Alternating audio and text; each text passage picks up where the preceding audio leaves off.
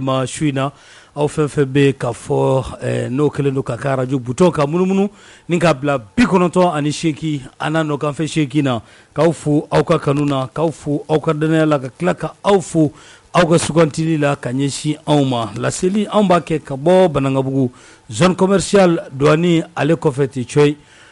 dimanche o dimanche vis-à-vis a kɛnɛ bɛ sigi ɲɛngwɛ ma lafaamuyalen ka wele bila aw ma jamana a kunkanko ka n'u ka hakili jagabɔ ko o k'a kan bi an ye wele bila maa minnu ma a bɛɛ lajɛlen ka baara bɛnnen don kunnafoni ɲinini ani ka a cari kunnafonidilaw don o b'a yira k'a fɔ kunnafoni caman bɛ sɔrɔ bita a kɔnɔna la o la an bɛ foli an b'a di maliyɛnw ma Mali kɔnɔ ani Mali kɔ kan minnu bɛ ka jamukan in ka a lajɛ bɔlɔlɔ siraw fɛ an bɛ u fo Kabala TV Peace FM en direct ka taa se Mali Kura TV ma an bɛ foli ni tanu ka a lase ninnu ma bɛɛ lajɛlen ma ni waati in na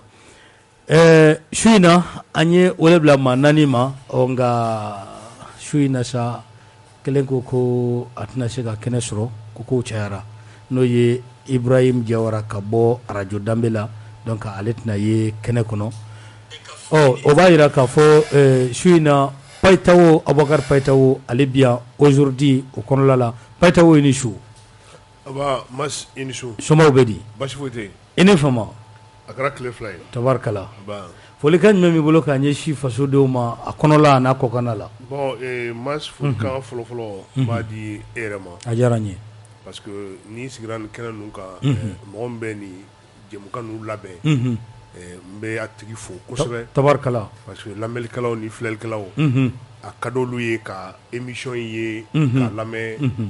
parce que baara bannen mɔgɔ min b'a labɛn n'o ye e ye i bɛ weleli kɛ i yɛrɛ bɔra k'a fɔ ko dernière minute la dɔ ye téléphone ci ko ayiwa k'a tɛ kɛnɛ sɔrɔ voilà k'a tɛ kɛnɛ sɔrɔ donc fo ka taa invité don salle studio kɔnɔ e ni jɔrɔ bɛ ɲɔgɔn na temps don donc n bɛ e fo a diyara n ye o tɛmɛnen kɔfɛ ka bɔ yen n binôme n'o ye Mamadou Kane i n'a kun famana dɛ an kun famana komi i y'a abandonné en plein vol mais c'est pas grave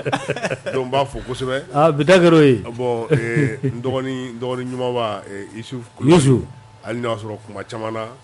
an ka yelaw tɛ kelen n b'a fo kosɛbɛ olu ye baro kɛ ɲɔgɔn ye c'est ça n bɛ technicien fo parce que ni ale ma sɔn aw ni ne kumakan bɛ dan nin so in kɔnɔ yan nɔ mɔgɔ bɛ ka a bila direct ka Ture n bɛ bɛɛ lajɛlen fo mɔgɔ bɛ k'an lamɛn n b'o bɛɛ lajɛlen fo k'u ka ciw bila ka u sigi ka anw lamɛn anw ka hakili jagabɔ lamɛn n b'u fo radio ɲɛmaayaso mɔgɔ fɔlɔ fo mɔgɔ laban tabarikala bɛɛ lajɛlen fo ni Ala sɔnna Mamadou Kane Idisu e kunnafonidila ye ka bɔ radio Kiledu ani alimanw ka radio so min bɛ an fɛ yan n'o ye Deutsche Welle e olu ka lasigiden folikan jumɛn b'i bolo ka ɲɛsin lamɛnbaa bɛɛ lajɛlen mas min fo a diyara n ye k'a fɔ k'a kɛra fama ye a kɛra tile fila ye temps don ou bien tile saba yɛrɛ a mɛnna dɛ donc n bɛ binôme fo Payitawo a kɛra fama ye an ka ɲɔgɔn sɔrɔ an famana ka ɲɔgɔn sɔrɔ ni plateau in kan tabarikala ka Yusuf fo ka technicien fo ka tasibila ka ɲɛ ka ɲɛsin Tiɲani Tangara ma grand frère tabarikala ka Dayɔrɔ Sumaya ya rabbi ka grand frère ba fo Umar Mariko a tulo b'i la k'a fo bonya la tabarikala vraiment diɲɛ don o don a ye bonne journée souhaité tabarikala n b'a fɔ a ka ladiriya la tabarikala donc ka lamɛnbaga bɛɛ lajɛlen fo ka lajɛbaga bɛɛ lajɛlen fo ni Ala sɔnna ma Youssou ka bɔ Rempart la i ni su somaw bɛ di basi tɛ yen mas n b'i fo ka tasibila ta k'a ɲɛsin yɛrɛ ma min ye an burankɛ bandi na an buramuso Ala ka hinɛ a la ka dayɔrɔ sɔrɔ ka fara silamɛ su kan ka foli ni tanuni bila k'a ɲɛsin yɛrɛ ma i ka weleli la ni n kɔrɔ minnu bɛna baro kɛ i y'a daminɛ cogo ɲɛ a ka kuma dɔw ma fɔlɔ yanni ka kuma laban ye sinon n bɛ sira ɲin'u fɛ fɔlɔ ka sɔrɔ ka kuma ta k'u fo ka lamɛnlikɛla bɛɛ lajɛlen fo k'an kɔrɔkɛ fo n'o ye Umar Cɛfin Mariko ye a tulo b'i la i b'a fɔ Kani y'a fɔ cogoya min na ale ka ladilikan tɛ ban quoi don o don ne don dɔgɔ y'a kɛ tan chance de don an bolo bi k'olu sɔrɔ an kɔrɔ halisa u bɛ k'an ladi tabarikala mi doyen bɛɛ foli lo mais surtout minnu bɛ courage sɔrɔ k'a f'i ɲɛna ko karisa i bɛ k'a kɛ a ka ɲi parce que kuma dɔw la an ka baara in kɔnɔ courage bɛ an minnu y'an kɔn baara in na o courage b'u cɛ k'a fɔ ko jeunes ka baara ka ɲi mais minnu bɛ courage sɔrɔ k'a fɔ an ɲɛna ale b'o o mɔgɔbaw fɛ k'a fo ka lamɛnnikɛla bɛɛ lajɛlen fo masa an ye journaliste mais an ye école karamɔgɔ fana sini denmisɛnninw bɛ examen daminɛ an b'a fɔ defu bɛ daminɛ sini tabarakala an b'a fɔ ko bonne chance ala k'a ɲɛ u bolo ala k'a ɲɛ u bolo et surtout mɔgɔ bɛ yɔrɔ la bɛɛ k'i ka responsabilité ta parce que a bɛ san damadɔni bɔ surtout defu a bɛ organiser cogoya min na a labɛn cogo tɛ ɲɛ hali dɔɔni parce que 3 jours 2 jours yan examen cɛ an bɛ sujet de ye an b'a ɲini bɛɛ k'i ka responsabilité ta pour que an ka se ka examen sanuma examen ɲuman an ka se k'o ye ɲinan min ye cogoya min na n'a ma ɲɛ an ye année scolaire normale kɛ bɛɛ lajɛlen ka wuli ka jɔ kɔnɔ école karamɔgɔw jamana ɲɛmɔgɔ bɛɛ wuli ka jɔ kɛ pour que an ka se ka année scolaire ɲɛnama sɔrɔ donc wuli ka jɔw fana ka kɛ pour que examen ka se ka kɛ jɛlenya kɔnɔ cogoya ni ala sɔnna ma an bɛ kuma galama ka tengu Mamadou Kane an y'a ye k'a fɔ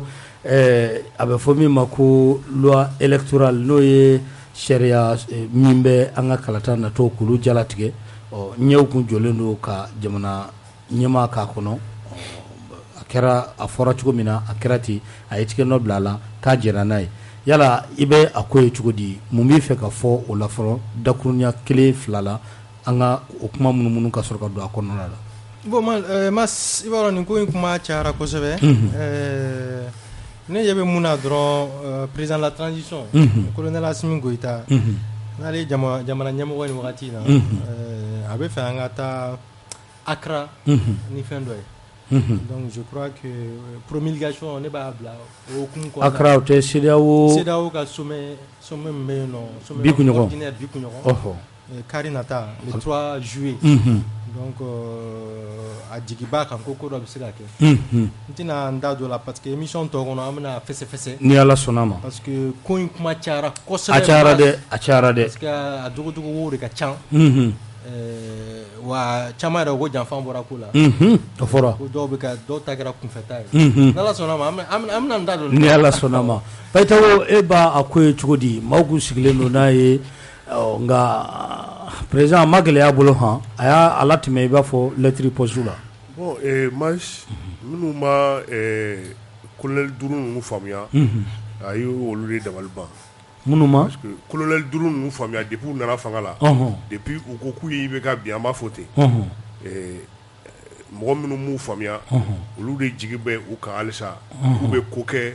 min bɛ taa maliyɛnw ka nafa sira fɛ k'u bɛ ko kɛ mais ne ka position j'ai été très clair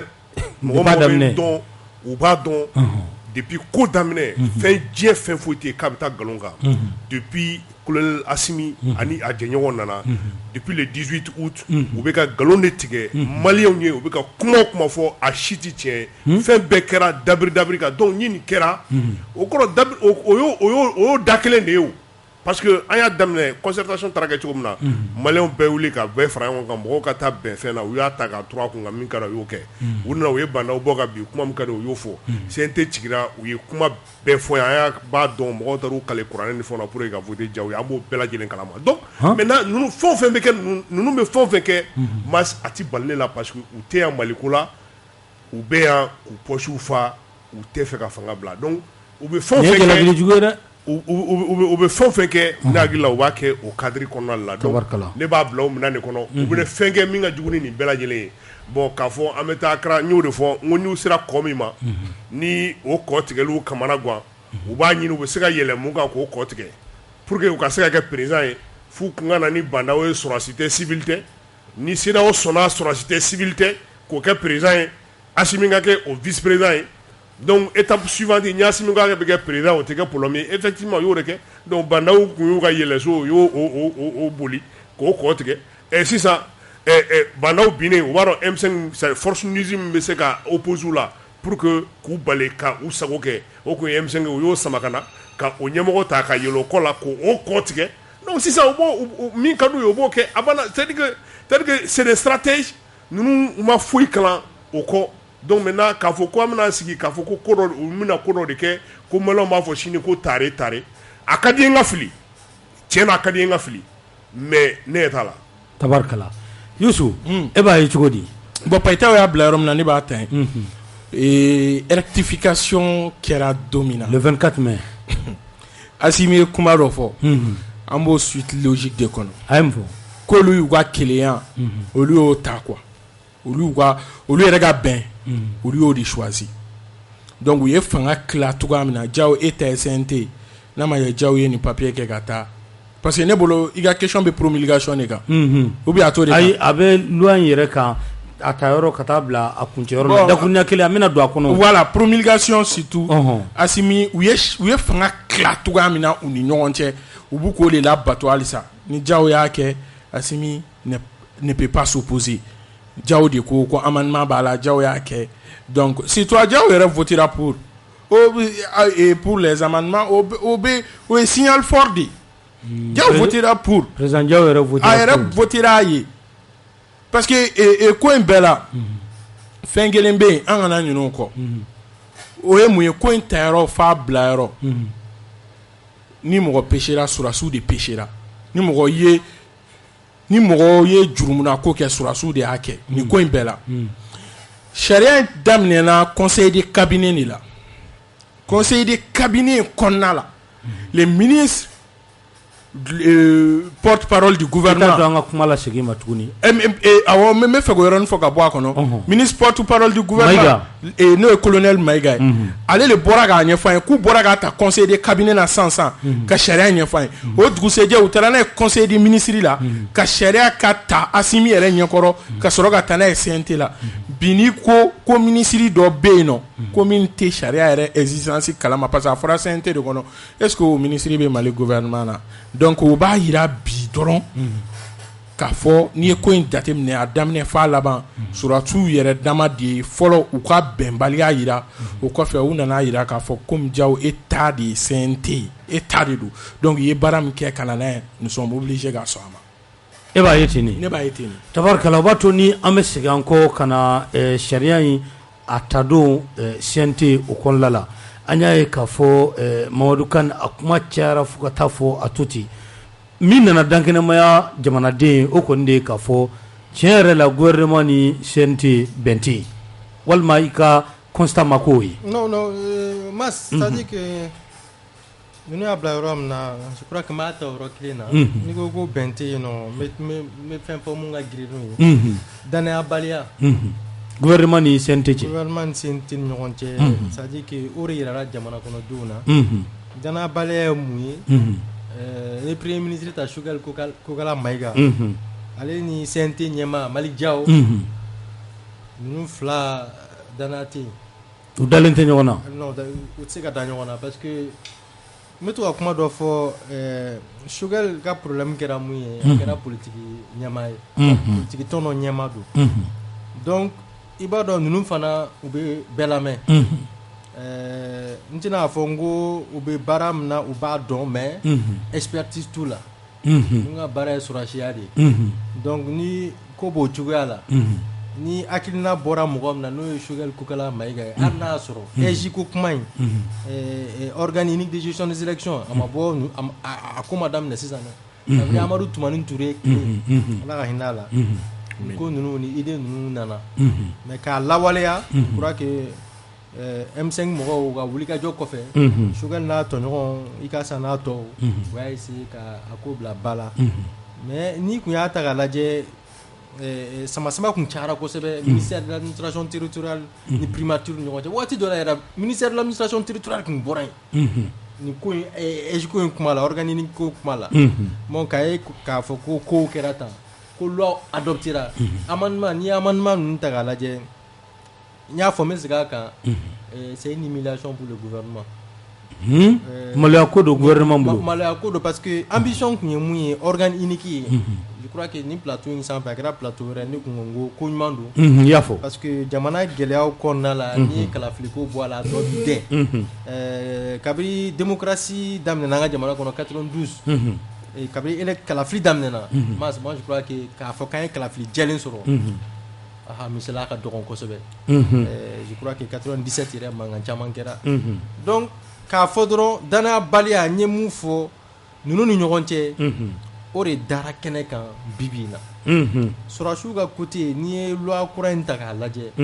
ministère de l'administration territoriale minnu kɛra dɛnkɛrɛfɛ bi ale de tɛgɛ bɛ ca la parce que n'i ye loi ta k'a lajɛ loi min promulguera ministère de l'administration territoriale a ye fanga kura de a ye nin kura de sɔrɔ a ye nin kura sɔrɔ parce que EJ yɛrɛ kɛra i ko olu ka baarakɛ olu ka bolofara dɔ voilà a kɛra accessoire ye quoi a kɛra accessoire c'est-à-dire a kɛra ka baarakɛminɛ ye cogoya dɔ la parce que fanga mun dir'u ma kalafili organisation la référendum fo ka taa se élection la collectivité c'est-à-dire que conseil bɛ sigi cogoya min na mas n'i y'a ta k'a lajɛ i b'a ye de ko an kun binna dingɛ min kɔnɔ arama mɛ kunun dɔrɔn Burama Ala ka hinɛ la a ka fanga la mas ne tɛ foyi la yɛlɛma foyi la ko mun bɛ se ka an bali ka bi o dingɛ kelen kɔnɔ parce que kalafili mana kɛ nin cogoya la an ka sariya dɔnbaga dɔw dun ko k'a ka ɲi dɛ a ka ɲi mais mɔgɔ min b'a ko la c'est à dire que jɔn min ministère de l'administration territoriale ɲɛmɔgɔ la bibi la sɔrɔsi tɛ sɔrɔsi don fanga b'olu de la ou bien fanga t'olu la olu yɛrɛ de ye fanga ye mais garantie jumɛn b'e bolo ko tɔw b'a fɔ ko transparence c'est à dire que jɛlenya kalafili jɛlen bɛ se ka kɛ nin cogoya in na fanga kura min dilen filɛ ministère de l'administration territoriale ma mas an kana ɲɔgɔn nɛgɛ a ko ka gɛlɛn kosɛbɛ parce que loi in taara président y'a promulgué peut-être u b'a fɔ ko sommet bɛ Accra ce dimanche n'Ala sɔnna ma dimanche nata dɔgɔkun le 3 juillet mais n'i ye ko ta k'a lajɛ olu ka to fanga la mas n'o sira de dayɛlɛnnen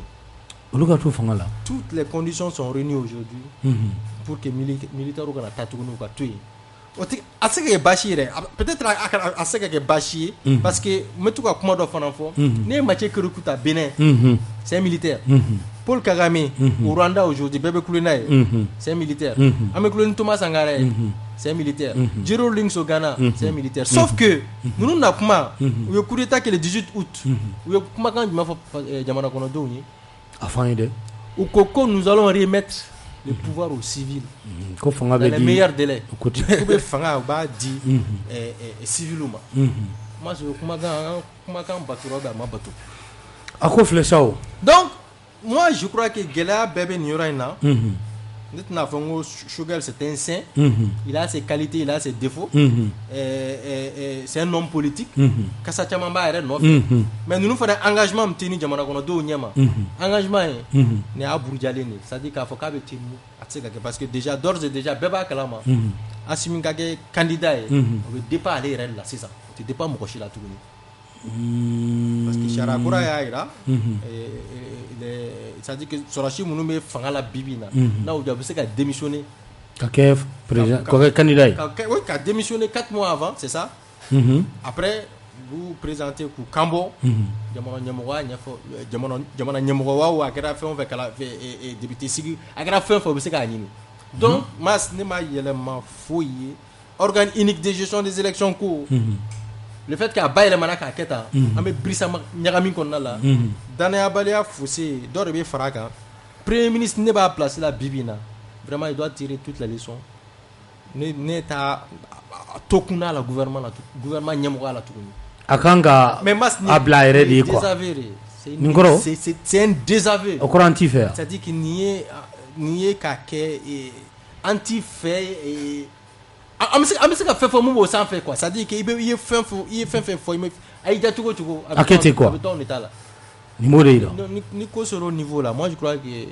i k'a bila o ka fisa ni ko dɔw ye quoi tabarikala Payitaho n'i ye kan lamɛn a tɛ maga hakili sigi dɛ yala e fana hakilina bɛ ten yan bon aw bɛnnen kɛ ma nin plateau kan a bɛ ne dabali ban dɛ parce que bon a tɛ mɔgɔ hakili sigi ne hakili la ne y'o de fɔ n ko foyi tɛ ne dabali ban sɔrɔsiw ninnu ka ko kɛta la sincèrement parce que n'i ye fɛn bɛɛ jateminɛ an y'o de fɔ n bɛ jigin M5 la n b'o fɔ n ka sigi caman na parce que je sais pas n'i y'u ɲininka ko o ye arrangement politique de kɛ Choguel ka nali au nom de quel arrangement politique e bɛ CNT mɔgɔ 121 e b'olu ignorer ka i bɛ arrangement kɛ k'olu to yen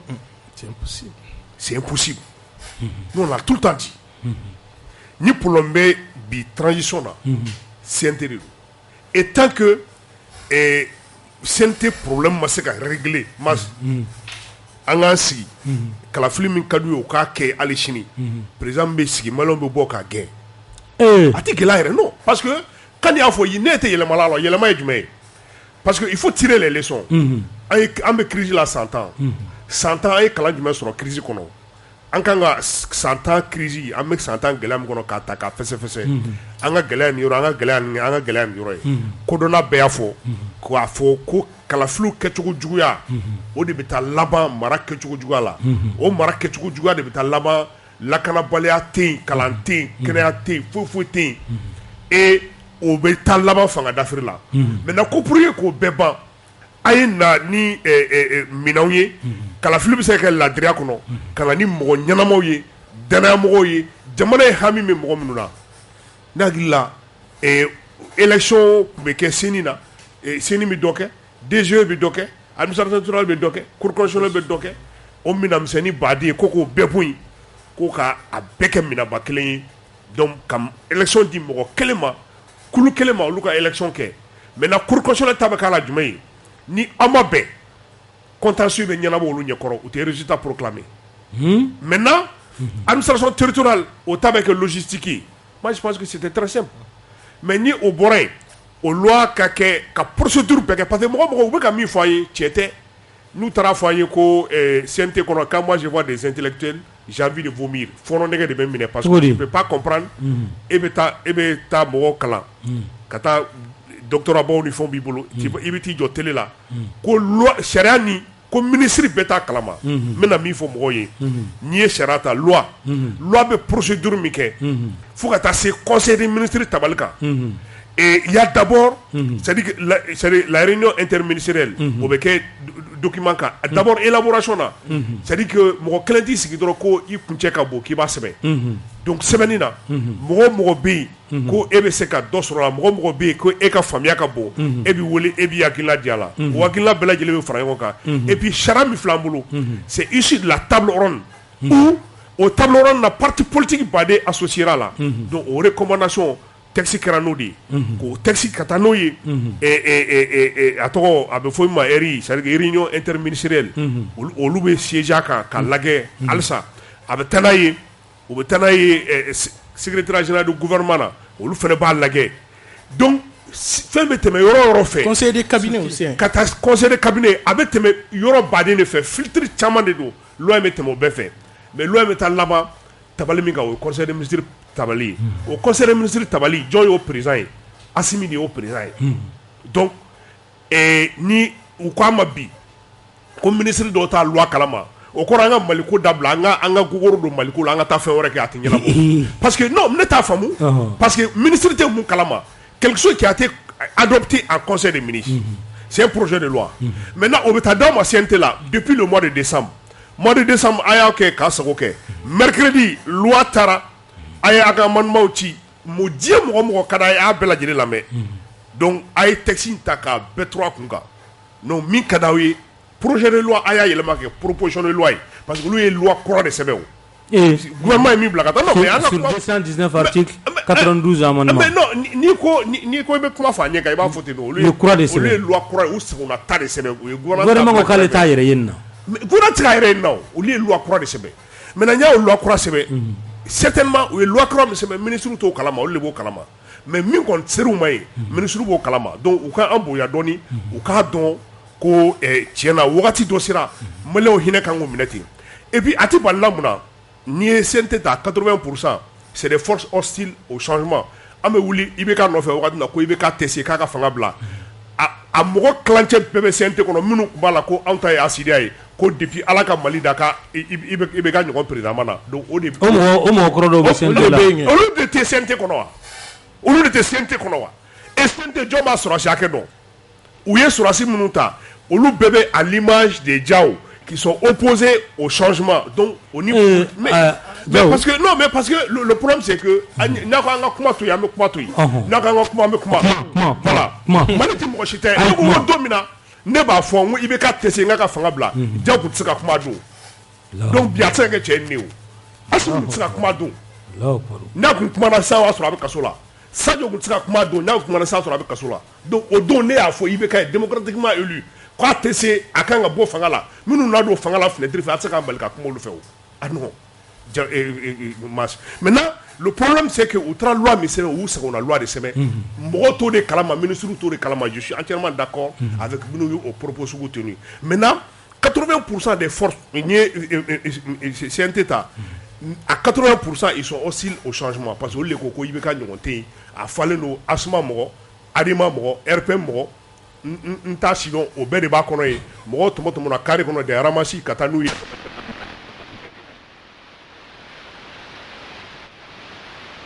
k'u kɛ fɛn dɔ kɔnɔ ye ko CNT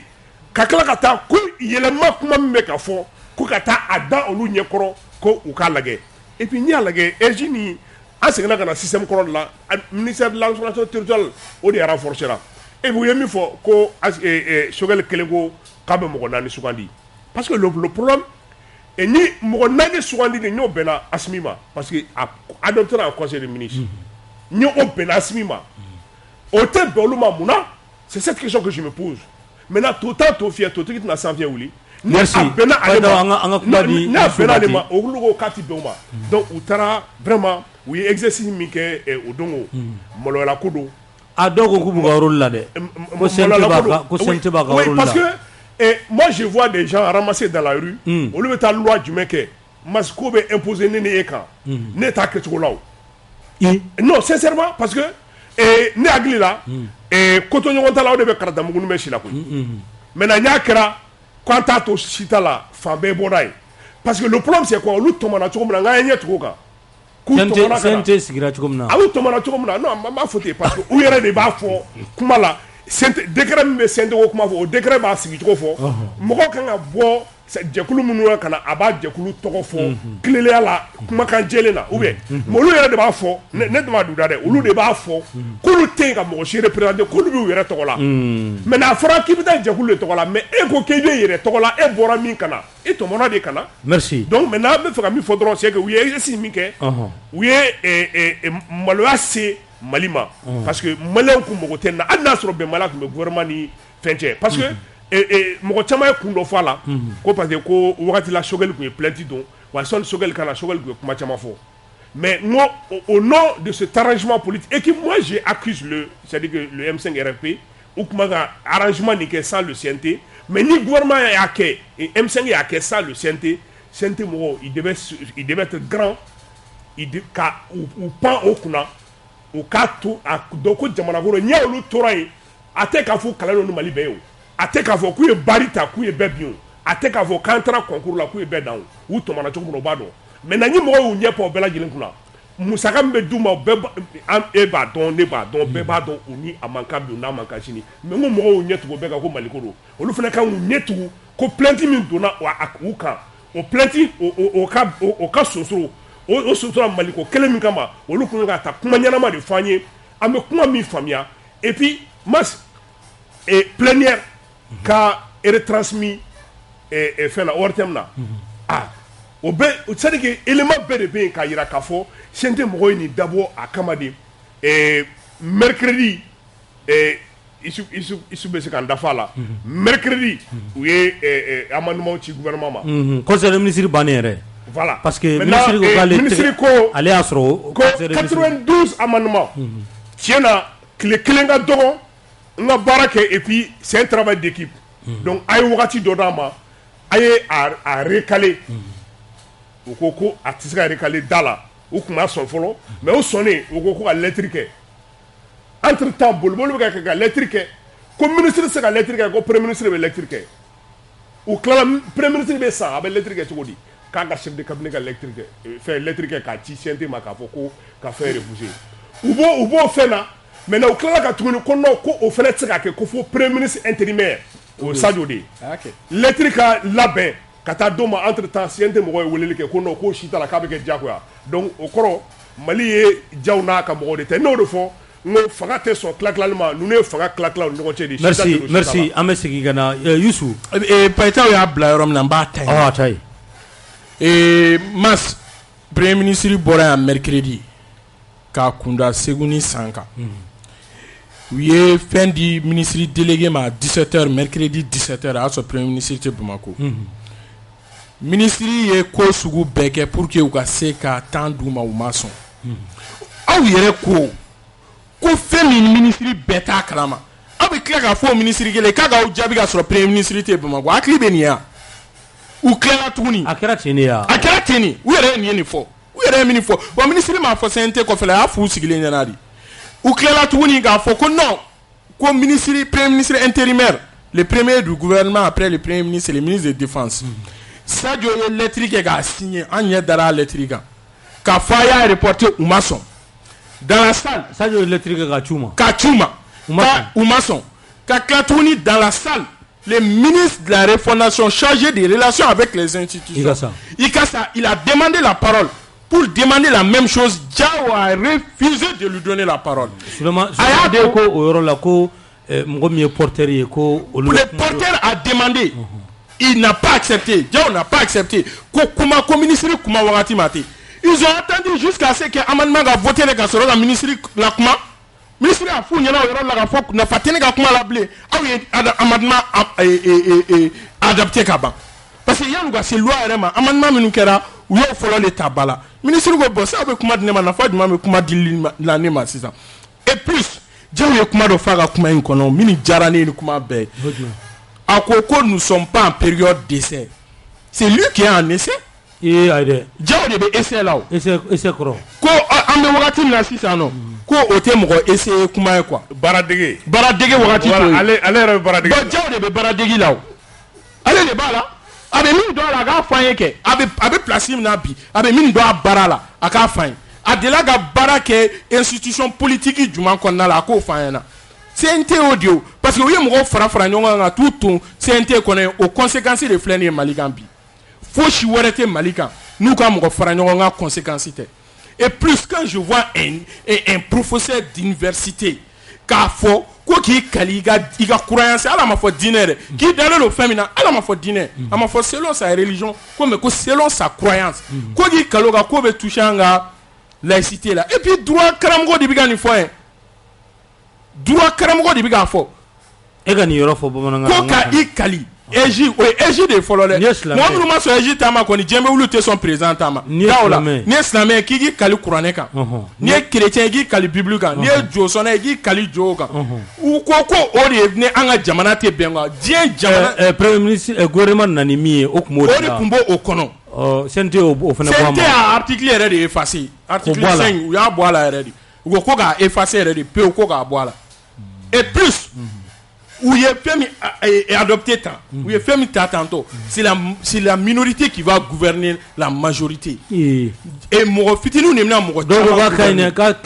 Et où il y a mon cas, nos élections circonscription électorale, parce que n'a pas de loi qu'on a. Ta femme, circonscription électorale et gouvernement qu'on a mis, n'a pas une région qui est si ça n'a pas un colachi, circonscription électorale qu'on a, on a qui est par région. C'est un truc quoi il faut gâteau cercle ni commune là et Taoudeni bora Tombouctou là Tombouctou a un seul député Taoudeni ou t'as cercle qui est là faut cercle Douroua Woro 6 cercles au croit que 6 députés be Taoudeni bolo un seul député be Tombouctou bolo hein ah ouais ni il y a la CNT et CMA et CMA on me claque à deux il faut mi commune au de ni erreur parce que ni les cadeaux au lieu quoi ko ka corrompre mo ko o tia anga assemblée konnala et plus que ça la moralisation du campagne électorale che ibaronga dien jamana fenfe bora yere la ni bo be kono kanga ngo Sarkozy minena campagne war ko de sinfe Francis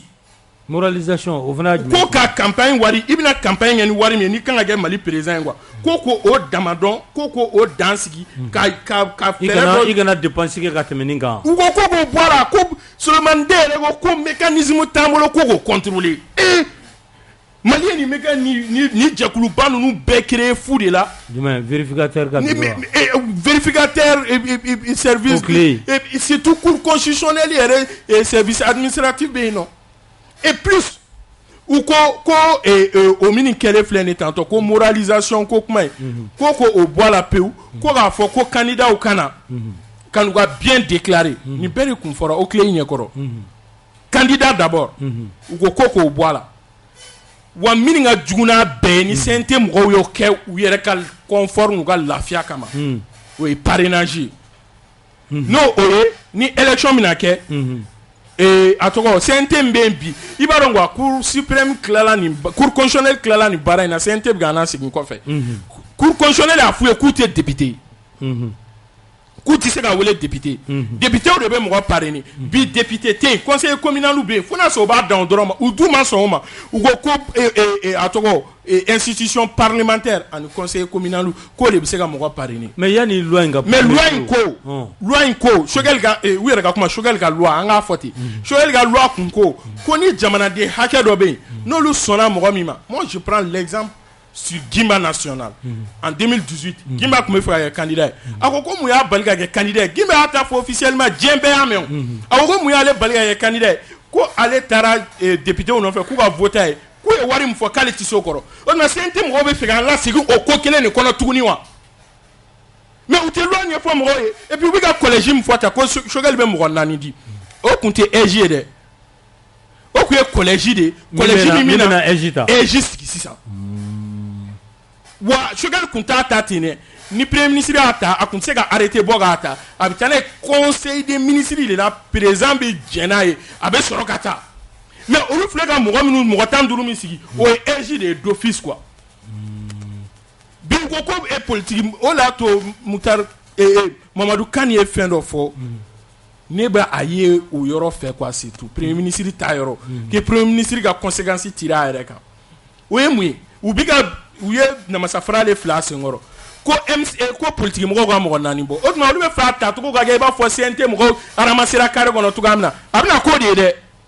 isigi gale politique mo ko mo nani mina do ala chini shogal gata ko IRD mo ko kelendu ba fo IRD bi fe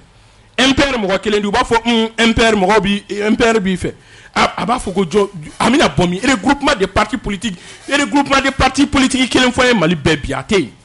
FSD mo kumbe a tira a temblé a to be suruku ni baw nyagamini okay oui aye ga fo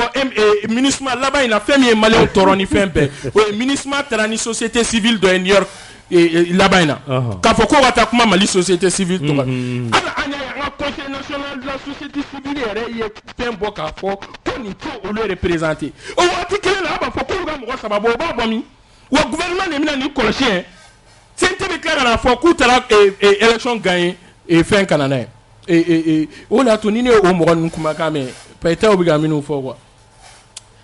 aben dabali bangwa nous sar kelen nous sar de afo je l'assume man smas nous sar de afo kum na taga résultat là ben jigoroni ngana o jigoroni kelen na nous sar o jigoroni kelen ne nous sar dossier et fin MCM comité stratégique là o jigoroni kelen ne atoni nous sar yera tani nous sar plein de bisente gono mais à tout fort domination nous sommes à un comité stratégique là Akumala il était dedans Akumala M5 et M5 au nom de FSD Shogel les semaines ga foko nous sarbe comité stratégique au nom du FSD mais au doit ma foko digoran nous et puis obiga mo la flip parce que obiga loi résumé ka ke fin loi di atoko mo nani loi ni ko premier ministre na mo nani choisi Suleiman de a fo ortem na djembe ame ko lu klela ga ko se ko tiena ko gouvernement klela ga segoluma ka fo bona anga mo nani ko ine problème aya bedi président ma président ga beta ko lu klela fo ko fana te ben wa ayere klela ga fo ko ni gouvernement ga bembaliate mo nani mais ni dunye nous sar la mais o de bembali wa ce qui me fait encore plus mal o de le premier secrétaire parlementaire qui est Amadou Albert Maïga abe bo fo fena atoro et réseaux sociaux ça fait loi ma voter folale qu'on va rectifier la rectification kumami comme abe fo bamanga na tukamna kumam ganga ta fo dugutigi blongo na sera dugutigi denga ta kunda kogola merci Mamadou Kane kumami fo pour le rejoindre uyuga kele koro uyo oreta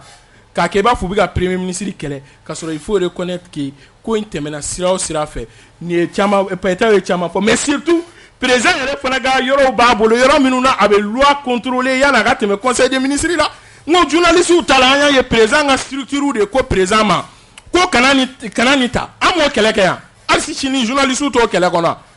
n Moi président la structure de affaire wa o structure kelen on be loi nous fana jatemne yana ka se yeno mais ga fo bide ministre ta akila journaliste ta akila moi président le banaga décret si il faut que bien en abo fin do kono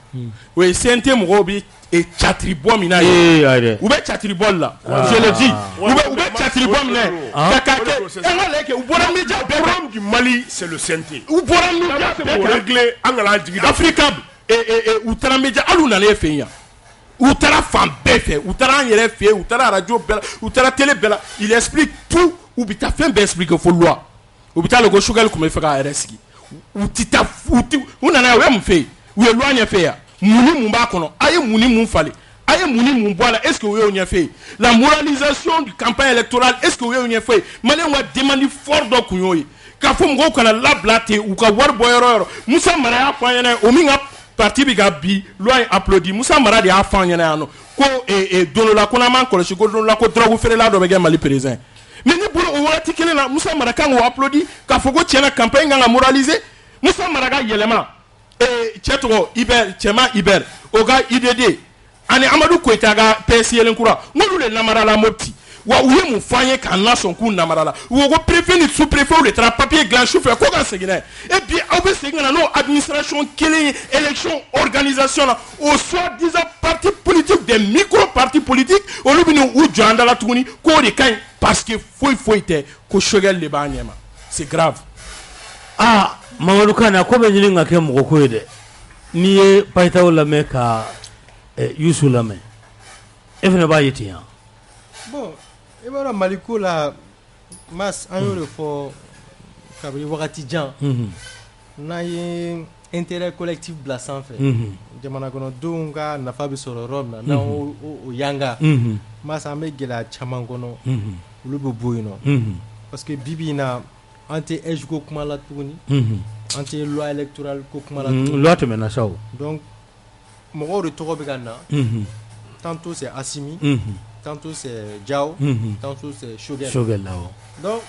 un contenu est blanc quoi c'est-à-dire que contenu est mouillé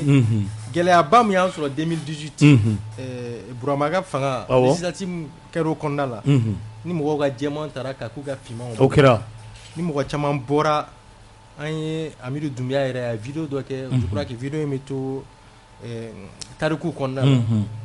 ko funa soro ala te keleni funa soro luma senga funa soro ma washi je crois que danga imnena donc moi je crois que am bino dinga mun kono amanga bio dinga nyoko na wore kono tuku mas ayre nyaba dinga dare nina parce que ni kuma munu be ga foko ni kai e mo famu to même Amidou fait partie minu munu be ga foko ay ate fe ga Amidou ta ay misal de Amidou ka voilà mais munu be ga foko lo en kai shara dona wire o fana be mo dabal bane Mamadou Kane bon aw do kuna fol dilay abe do fan chama fe abe belame abe nyini ni chama ke non nous ko loi kan ko do fana gera avant que en à ce niveau là c'était mo lame yo dutu ke nere je crois ni reportage que le be flaku kan oui responsable politique lame ou entité do lame et ko luga conclusion c'est à dire que le kuma kan mun fo luga la nyini kunye mui organi unique ko inka loi électorale ko kan lu ga baraka nori donc au rôle là entièrement faut ouais ils sont dans leur droit mais après est-ce que concrètement est-ce que ngania beau au héros une drone là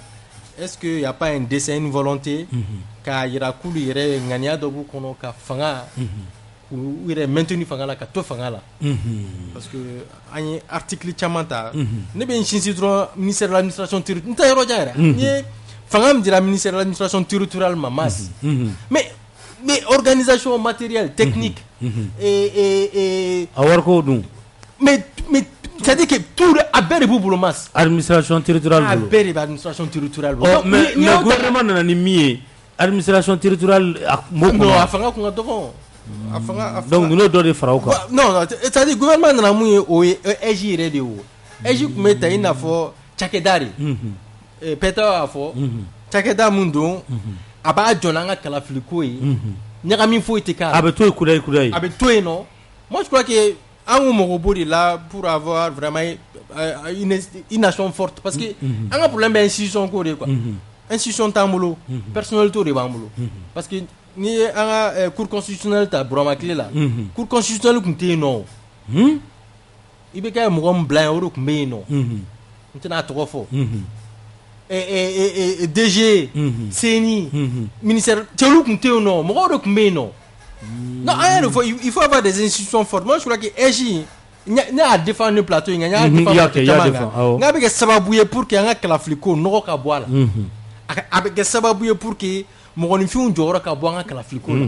a ka kɛ danaya kɔnɔna la mais danaya kun tɛ yen tuguni parce que bi bi in na loi kura min taara administration territoriale fanga min sɔrɔ mais mas garantie foyi de tɛ yen nɔ aucune garantie mun b'a yira n na k'a fɔ ko kalafili bɛ se ka kɛ sini ma ko mankan tɛ bɔ a la kɛ kiri ni wɔyɔ kɔnɔna la o garantie tɛ yen ne t'a garantie la ne t'a garantie à partir du moment où c'est les militaires encore une fois n'u ye mun kɛ n'a ka ɲi an b'o fɔ koyi mas bɛɛ b'an dɔn jamana ko in na an ta tɛ mɔgɔ ko ye an ta tɛ parti ko ye an ta tɛ pro ou anti jamais de la vie jamana ka intérêt bɛ yɔrɔ min na an da bɛ se yɔrɔ la mɔgɔ kelen minnu ko fanga kan ka di civiliw ma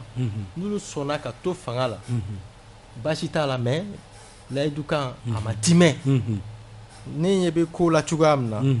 k'a fɔ ko kalafili bɛ kɛ nin cogoya la mas ne ɲɛ t'a la i bɛ jo di CEDEAO ma o la non c'est-à-dire que ne ka parce que CEDEAO kun dalenba tɛ an na nin ko ninnu CEDEAO dalen tɛ sɔrɔsiw la u b'u jo fɛ mais ne yɛrɛ fana dalen tɛ CEDEAO la o ne hakilinata ye mɔgɔw diyagoyalen tɛ k'a partager CEDEAO caman b'a fɔ u b'u ka rôle la sauf que o CEDEAO kelen kɔnɔ Macky Sall aujourd'hui qui est le président en exercice de l'Union africaine ne ma da la ni mɔgɔ kan k'i danaya d'ale kan Alassane Dramane Ouattara aujourd'hui ale bɛ yanga la n'a ye kasi buru bila ka taa BCEAO la mɔgɔ ka danaya tɛ da ni mɔgɔ ninnu kan ni CEDEAO protocole pour la bonne gouvernance et la démocratie ta lajɛ mas vraiment tɛ fɛ ka n da don CEDEAO la nin kɛnɛ in kan parce que n y'a fɔ wagati caman nin jɛkulu in nin tɛ jɛkulu ye ko mɔgɔ bɛ se k'i sɔn ni sin jɛkulu min kan mun bɛ se ka jamana bɔ dingɛ kɔnɔ sinon ko bɛɛ kɛra u ɲɛna yan nɔ Burama Kile olu de Burama dɛmɛ u ye délégation formée combien de fois ka na an ka hôtel-baw la k'a fɔ k'a tɛ taa combien de fois donc olu ka da ninnu sɔrɔsiw la ma du la c'est pas le débat le débat c'est entre nous Maliens ici est-ce que an bɛ se ka da ɲɔgɔn na une fois an ka kuma fɔ a ka to a la an ka baara kɛ jamana ka intérêt kama parce que ni kalafiliko ye mɔgɔ ko tɛ tuguni caman bɛna boli jamana in na a bɛ boli jamana caman bɛna fɔ oui bi baara bɛ ka kɛ sécurisation bɛ ka kɛ mais il y a aucun problème mais c'est pas la première transition au Mali Bouba Petao merci c'est pas la première atite ni coup d'état kelen in kɛ o a ma retiré ka bɔ a ma segin ka na o kɛra donc misaliya caman b'an bolo Petao an y'a ye k'a fɔ tɔn caman kɔni ye CNT félicité parce que olu lamɛnna baara kɛra kɛcogo la mɔgɔ caman da donna la sema ninnu ni parti politique caman hali minnu yɛrɛ bɛ yen k'a fɔ ko olu ni transition tɛ se ka kan kelen fɔ a caman bɛ yen u ye a fɔ ko u bɛ CNT fo parce que u y'olu lamɛn u hamina ko ye min o taara ba la yala o tɛ hakilina dɔ d'e ma k'a fɔ ko fɛn a ka ɲi mas birisa ɲagami jamana kɔnɔ fɛn bɛɛ i sigi ni fɛn bɛɛ ye parce que CNT sigira cogo min na u bɛ ka baara k'o cogoya de la donc c'est des spécialistes olu de bɛ ka mɔgɔ olu de ko k'u lamɛn olu de ko k'u ka fɛnw ta u ye mɔgɔ jumɛn wele u ye mɔgɔ jumɛn lamɛn jɛkulu jumɛn tɔgɔ la mais mas n tɛna temps ye n bɛna détail min fɔ dɔrɔn c'est que ni élection ko in jateminɛ ni fɛn bɛɛ taara ka turu a kun ka fɛn wɛrɛ tɛ koyi n y'a fɔ fanga de tilatilalen bɛɛ depuis coup d'état kɛra i ye kuma bila yen de fɔlɔ oui n bɛna kan parce que kan ye kuma dɔ fɔ n bɛna o yɔrɔ de dafa c'est que administration territoriale donkun jeu la wariko de don kelen fila fangako de don parce que élection wariba de bɛ élection na donc ni administration territoriale ka woro sera ka dan dɔrɔn logistiquement urne tɛ a fɛ a ka taa ni urne ye a ye fɛnw kɛ ka dan o dɔrɔn ma wari tɛ sɔrɔ o la et bɛɛ b'a dɔn administration territoriale la cɛ tɛ yen muso tɛ yen jaw terikɛ de bɛ yen f'an k'o fɔ kumakan jɛlen na quoi c'est à dire que an tɛna an sigi yan mais bɛɛ dɔn an tɛ teriya ninnu bɔ a kɔnɔ mais et pourtant o de don a bɛ k'o min bɔ a la dɛ o t'anw de fan fɛ parce que ne ni kan ye binôme ye kuma dɔ la an bɛ ɲɔgɔn sɔsɔ kuma dɔ la an ka kumaw fɔ ɲɔgɔn kɔ mais ninnu minnu nana IBK u ko k'u ye IBK bin yarɔ depuis ne kɔni ma da u la maintenant olu de ces ɲɔgɔn c'est-à-dire que zone de b'u bolo ils ont un accord de non-agression entre eux ou yɛrɛ damaw ni ɲɔgɔn cɛ u tɛ se ɲɔgɔn ma c'est ça la réalité maintenant ɲɛgo an b'an pan o kunna ko ka taa k'a fɔ an bɛ tiɲɛ min nɔfɛ ninnu tɛ ka baara kɛ ni tiɲɛ ye koyi ninnu bɛ ka baara kɛ n teri ye karisa ye n sigiɲɔgɔn ye karisa ye n kanuɲɔgɔn ye karisa ye n furuɲɔgɔn ye karisa ye n balima ye karisa ye n jɛɲɔgɔn ye karisa ye olu ka baara kɛ n'o de mais pourtant c'est ça la réalité du Mali c'est ça et ministre la défense kana se fo énergie minima mɔgɔ dati dɔ la o ye Sadio ta ye CNT administration territoriale o ye Diaw ta ye mɔgɔ dati dɔ la Assimi ministère de la finance mɔgɔ dati dɔ la o y'ale ta ye alors mais mun bɛ yen ko nous disent falen jumɛn bɛ yen mun kɛra k'o falenna k'an bɛna sigi k'an b'o fɔ c'est ça la réalité maintenant n'i ye jamana ye kuma fɔ n'i ma o fɔ élection fɛn wɛrɛ tɛ wari de b'a la comme Kane a fɔ ils veulent pas quitter le pouvoir u tɛ fɛ ka taa dɛ ils veulent pas quitter le pouvoir ils veulent confisquer le pouvoir o de la n y'a fɔ n n'u sera kɔ min ma pour que k'o kɔ tigɛ u bɛ so dɔ ɲini ka yɛlɛ o so kɔrɔ k'o kɔ tigɛ maintenant sisan u ko mɔgɔ bɛ Sogɛli la ka kɔ min tigɛ u ye o Sogɛli kɛ k'o kɔ tigɛ donc u bɛ Sogɛli bila u bɛ mɔgɔ wɛrɛ de ɲini c'est comme ça donc u bɛ dabiri la donc n bɛ fɛ ka min fɔ Sogɛli bɛna bila quoi mais nin kɔrɔ nin kuma in kɔrɔ de y'o ye mais pourquoi s'attaquer à Sogɛli c'est ça le problème moi je n'ai rien à voir avec Sogɛli mais pourquoi s'attaquer à Sogɛli ni loi la n'a fɔra loi min bɔra yen ale chargé len tɛ réforme na a tɛ président ye ministre min bɛ dossier ta o y'a ka dossier ta a kan ka baara min kɛ a y'a baara kɛ a ye circuit bɛɛ kɛ fo ka taa se gouvernement ka plateau fɛn ka tabali kan gouvernement ka sɔn a ma et o gouvernement a don o ɲɛmɔgɔ tun y'a Assimi ye olu ka sɔn ma k'a bila ka taa CNT la mais Sogɛli dɔgɔya kun Sogɛli nɛni ko o la non an k'o kumaw tiɲɛ fɔ ɲɔgɔn ye maintenant le problème c'est que o de don donc wari de bɛ élection na comme u y'a fɔ u nana wari ɲini de kama ani ka to fanga la a banna donc Assimi bɛ yen Assimi kɔni bɛ yen a bɛ yen mais fanga t'a bolo il n'a rien et fɛn bɛɛ kɛ non mais ni fanga bɛ Assimi bolo mais ne bɛ se ka conseil des ministres présider ne ka bɛn document na ka o document bila ka taa di aw ma sigi dɛ mɔgɔ ma d'aw bɔra yɔrɔ min na yɛrɛ ne ka décret de y'aw sigi aw k'o o papier ta ka turu a kun kan ka tila ka na tuguni ne ka n bolola bila o la maintenant an ma ka ɲɔgɔn ɲininka donc maliyɛnw bɛ ka ŋaniya min kɛ falen ŋaniya min kɛ donc Assimi n'a jɛɲɔgɔnw ma deli ka k'o kɔnɔ et puis n bɛna min fɔ Mas ne tɛ nin loi in fɛ fɛn kelen pewu n b'a fɔ yan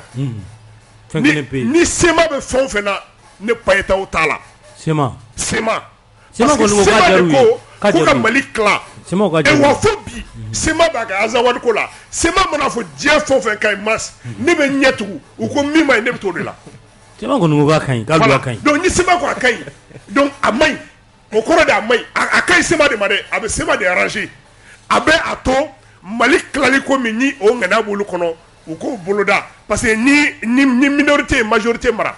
donc ni an ka loi bɛ taa assemblée de la et ils ont plus de députés u ma ca mais ko kɛcogo ma olu bɛ député sɔrɔ ka caya ni tɔ ye min ka d'u ye o b'o de kɛ assemblée kɔnɔ donc SEMA b'a fɔ k'a ka ɲi o de kama don n'a nataw an de bɛ ɲinɛ o san 10 san 20 olu bɛ tila ka na tuguni Mali tilali ko kuma b'u sigi o la donc ni SEMA ko diɲɛ fɛn o fɛn ka ɲi Mas ne payetɔ kun t'a la ne bɛ ɲɛ tugun u ko min ma ɲi ne bɛ t'o de la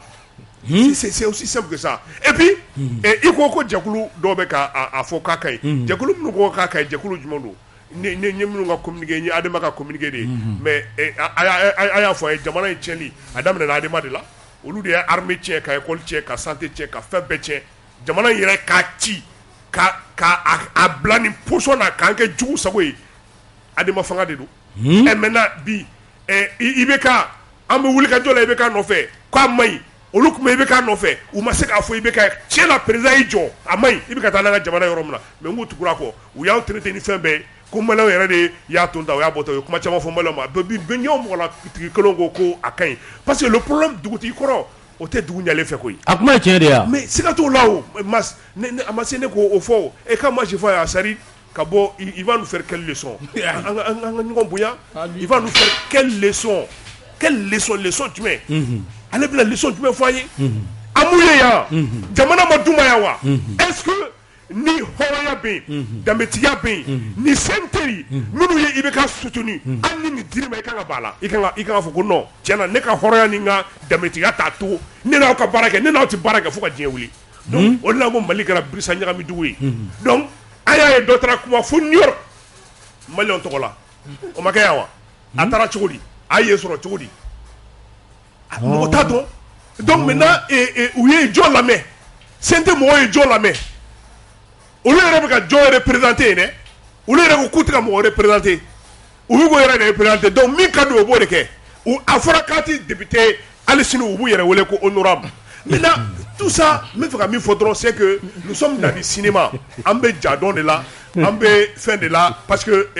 IO ye ils étaient actifs u tun bɛ boliboli ni fɛnw na ko ka dɔ fara transition kan a don ta bɔ ta kun wɛrɛ foyi tɛ poche ko de don u ye juru de ta banque la o juru ni transition ma janya u tɛ se ka juru sara a caman bɛ ten donc maintenant o de la n'u ko ne ma ko Mali ko don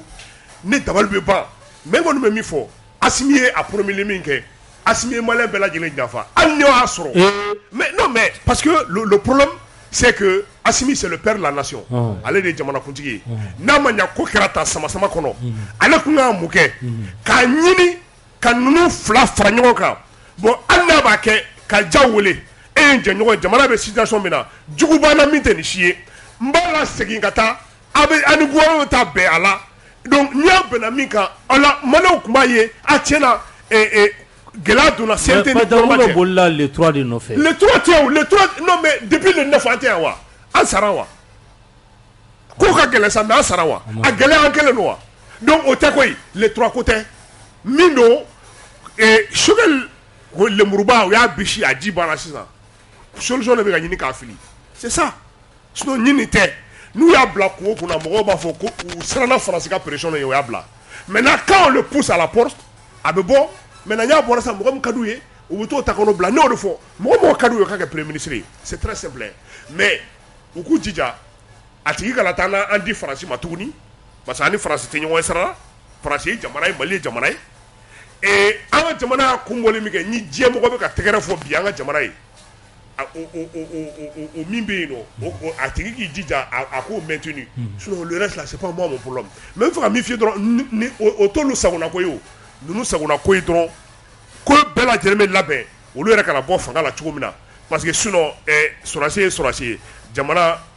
muguci bɛ sen na o ma ban hali o don attaque kɛra aw bɛ taa mun jumɛn labɛn parce que à 4 mois élection kɔfɛ ninnu mɔgɔ kelen bɛ tila ka bɔ sɔrɔdasi parce que mɔgɔ t'a sɔrɔdasi hakɛ dɔn dɛ u bɛ bɔ u bɛ démissionner u t'a fɔ Mass k'u démissionner u t'a fɔ Isufu ye k'u démissionner u t'a fɔ ne k'u démissionner Saka don Burama don an bɛɛ tɔgɔ ye kelen u bɛ t'u ka localité la u bɛ taa kɛ candidat ye député la jɔn b'u sigi ministre de l'administration territoriale de b'u sigi o y'u jɛɲɔgɔn ye i bɛ tila ka assemblée falen ye sɔrɔdasi la tuguni sima filɛ maintenant président n'u ɲɛma samɛ n'u maloyara dɔɔni peut-être u bɛ se k'o to yen mais i bɛ taa sɔrɔ assemblée falen don sɔrɔdasi la mais est-ce que jamana in bɛ jɔ o kan kan an kana ɲɔgɔn musalaka maintenant i ko jɛkulu min de tɛgɛrɛ fɔ a la jɛkulu min de tɛgɛrɛ fɔ a la a y'u ta dɔrɔn a k'u lajɛ dɔrɔn c'est les mêmes gens qui étaient opposés au changement c'est les mêmes gens olu de bɛ ka tɛgɛrɛ fɔ a lajɛ dɔrɔn ko mɔgɔ mɔgɔ bɛ yen k'a kɛlɛ kɛ tiɲɛ yɛrɛ la diinɛ nin ŋana la ko Mali ka falen ko bi wale min kɛra CNT la fo ka taa fɔ Assimi y'i bolonɔ bila papier la k'a tigi lajigila ma misɛn a tɛ yen ça n'existe pas je donne ma main à couper a tɛ yen n t'a cɛbalen dɔn mun ye kɛlɛ kɛ k'a ye kɛlɛ kɛ yɛrɛ yɛrɛ a ye visage découvert ko bɛɛ b'a dɔn cɛ in tun bɛ kɛlɛ la yɛrɛ yɛrɛ wa a tun bɛ kɛlɛ la a ni ni a fɛn bɛɛ la ko nin wale min kɛra hali ka dan c'est à dire que CNT mɔgɔw taara catiribɔ min kɛ ka taa yira diɲɛ mɔgɔ la k'a fɔ Mali ti foyi ye wa min ka di anw ye an b'o de kɛ maliyɛnw ye vocabulaire min kɛ ko falen wa falen tɛ kɛ tant qu'on bɛ yan u taara o min yira na depuis a don a mɔgɔ minnu tun bɛ yen k'u tun bɛ Mali ko la olu jigira misɛnra donc Assimi ka bolonɔ bila la ka siran k'a signé o ye n'a k'a tɔ bɛɛ la donc maintenant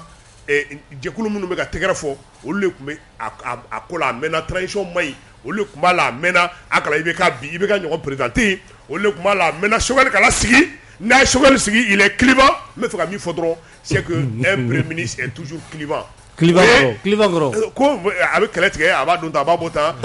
il est chef de clan i ma kuma mɔgɔw de b'a bolo n bɛ fɛ ka min fɔ dɔrɔn c'est que n'i tɛ jamana fonctionnement dɔn i b'i bila kuma dɔw fɔli la jamana tɛ yen ko premier ministre ko il n'est pas chef de clan parce que premier ministre bɛ bila mission de la e ka mission bɛ ɲɛnabɔ cogo di ici de ne bɛ taa ɲɔgɔn fɛ a kan mission conférence na a mandi kan ye donc ne bɛ kan kɛlɛ c'est aussi c'est pas compliqué quand tu n'es pas d'accord avec le premier ministre a bi combattu c'est ça parce que ale bɛ mission de la maintenant le président par principe lui il est le père de la nation même le président est le chef de clan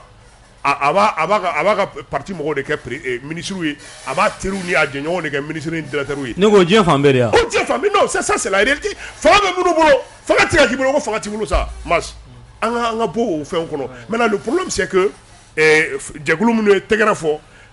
maliyɛnw minnu tulo b'an na a y'u jɛkulu ta kelen a k'u lajɛ k'u ka kunu lajɛ donc fo bi foyi ma falen u ka taabolo la u ko i bɛ ka ɲi ko maliyɛnw de man ɲi u ko depuis Choguel ma sigi ko Choguel de man ɲi wa olu b'o dynamique de kɔnɔ maintenant nin ko in kɛra olu yɛrɛ b'a dɔn nin ko in min b'a ko kɔfɛ parce que an bɛ président min sigi nin condition kɔnɔ an b'a gɛn hali Asimi don. Han Youssou Mas a ka di ne ka segin ka na tellement loi in ka di quoi a ka di ne ka segin ka na la quoi. Segin a kɔnɔ. C'est tellement jamanadenw janfana loi kɔnɔ quoi. Yɔrɔ jumɛn na tuguni. Yanni loi ka voter Tapo bɔra télé la ka kuma dɔ fɔ parce que n'an ma kow la segin a minɛn kɔnɔ an bɛ fili don o don ka taa fɛ. Tapo ko l'excellent ministre de l'administration territoriale militaire min don a kunkolo b'a kan da la k'a fɔ k'i k'o sen bɔ fɛn na élection labɛnni la k'a tɛ kɛ quoi a ko de i b'a dɔn bɛɛ b'ale kuma cogo dɔn a ko a tɛ kɛ u ye n wele ka taa CNT la n y'a sɛbɛn ka d'u ma u kan ka ministère sen don a la cogoya min na n y'a ɲɛf'u ye et je sais que a ko tantɔ c'est mes élèves ne de y'u kalan droit la ne b'u bɛɛ dɔn ne de y'u kalan droit la je sais qu'ils vont faire comme ça Tapo de y'o fɔ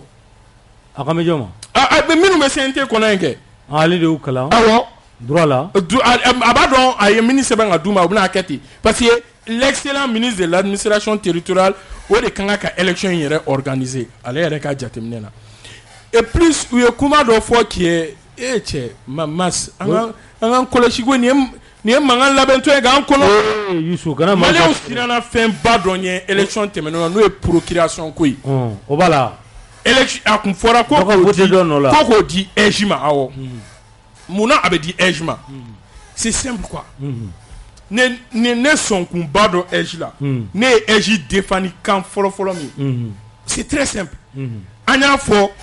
ko dɔw taara ka taa urne bourré ka na n'a ye mun b'o bali ni EJ tɛ yɔrɔ min na ni EJ ma se ka sigi yɔrɔ min na o kɔrɔ ko élection ma kɛ yen quoi o kuma c'est tellement simple à expliquer munna an ti ka aw ka yɔrɔ jate parce que EJ kun tɛ yen donc EJ tɛ yen élection ma kɛ mais Sulemani Den yɛrɛ ko a ka kuma kɔnɔ plénière la Sulemani Den ale ye commission loi président a ko CNT kɔnɔ a ko jamana min kɔnɔ ko administration territoriale tɛ fan bɛɛ fɛ ko munna an bɛ fɛ ka EJ sigi fan bɛɛ fɛ k'u bɛ ɲɔgɔn dafa EJ ni administration territoriale o kɔrɔ ko ni EJ ma se ka sigi Tawudeni mais ni a tɔgɔ ni gouverneur dɔ b'u bolo Tawudeni o gouverneur bɛ se ka résultat dilan ka na n'a ye ko mairie minnu bɛ yen olu de bɛ procuration dilan procuration dɔw bɛ dilan cogoya min na Ala dɔrɔn de b'a dɔn Mali kɔnɔ yan mɔgɔ salenw ka procuration dilanna yan nɔ ka taga élection kɛ an y'olu ye et puis an y'a ye maliyɛnw bɛ bɔ bureau de vote centre ni centre k'a fɔ k'an namarala ni centre la mun kun bɛ se ka o namara lase a tɔgɔ cour suprême ka bolo kan o kun ye jamanadenw ka se ka t'u dama kasi directement cour constitutionnelle la o de tun bɛ loi kura in kɔnɔ ni kan y'a ye k'a fɔ fɛn dɔ kɛra ale ka sigida la min man ɲi directement a bɛ se ka fɛn saisi CNT ko k'o fana bɔ a la k'u tɛ se ka ko jamanaden tɛ se ka saisili kɛ o kɔrɔ ko jamanaden e dan ye ka taga voter ka segin ka taga so alors que vote ko mana wuli jamanaden bɛɛ de kunkolo u ye ko in yɛlɛma cɛ ka kuma Sulemani Den yɛrɛ y'a fɔ ko a 90% ko vote ko ye parti politique de ka e t'a la u bɛ ka fɛn min don an kunkolo la qui est grave qui est très très grave k'a fɔ ko vote ko ye parti politique ka ko de tiɲɛ tɛ dɛ olu ka ko tɛ de tiɲɛ tɛ jamanaden bɛɛ ka ko don jamanadenw yɛrɛ de ka ko ye vote ko ye n ko le bɛ taga voter parti politique bɛ na suffrage ɲini jɔn fɛ mais nous au mɔgɔw ka hakilina ta kisɛ kelen u tɛ se ka foyi fɔ ne Yusuf Kulibali dan yɛrɛ ka wuli ka taga an ka papier ni ta k'a bila kɔnɔ c'est grave hein bɛɛ kan ka kɛ soldat ni. n tɛ se ka foyi kɛ n'o tɛ. n tɛ se ka foyi kɛ hali ni ye kojugu kɛtɔ ye hali n tɛ se k'a bali parce que fanga foyi tɛ n'a k'a bali. An ye vidéo ye yan vidéo élection dɔw sen fɛ mais cour constitutionnelle tilala k'a fɔ ko ça ne fait pas foi ko parce que ko huissier m'a constaté. Mais bi bi in na an bɛ ka segin ka t'o dingɛ kelen kɔnɔ bɛɛ sigilen ɲɛna et la minorité va gouverner la majorité ça c'est sûr kana sigi o la fiyewu. Chez moi à Nara u ye Nara kɛ fɛn région ye a cercle ye jumɛn ye cercle t'a la Tawudeni ye cercle 6 créé mais Nara cercle ye joli u ma kuma o kan fɔlɔ mais u bɛna kɛlɛ dɔ de wuli hein u kɛlen ka circonscription électorale kɛ cercle ko ye u bɛna kɛlɛ de wuli parce que an bɛɛ bɛna an ka cercle demander sisan ni wa u bɛna kɛlɛ dɔ wuli o administration territoriale kelen da la Muktar Wade ka gouvernement na ni administration territoriale kelen ko ye ni problème sɔrɔ bɛɛ y'a ye parce que mɔgɔ si tɛ fɛ i ka to élection ko de la u filɛ ka o élection ko kelen in na segin ka na tuguni a bɛna kɛ giriw ye tuguni an ye a ye o de y'a to mɔgɔ minnu b'a fɔ Choguel est clivant o bɛ se ka kɛ tiɲɛ